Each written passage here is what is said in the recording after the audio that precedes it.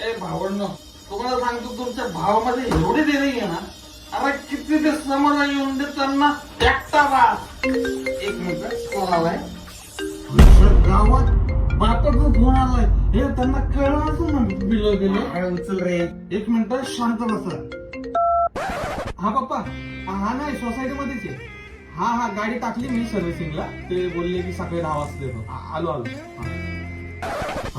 गावात हे मी बरोबर बोललो ना रे. फोन मधून वाढदिवस नाही याला काय फोन मधनं वाद जातो का रे? नाही बाई, तसं तू बरोबर आहे बरं काय. एक मिनिट मग फोन आलाय. आईच्या गावात मम्मीचा फोन.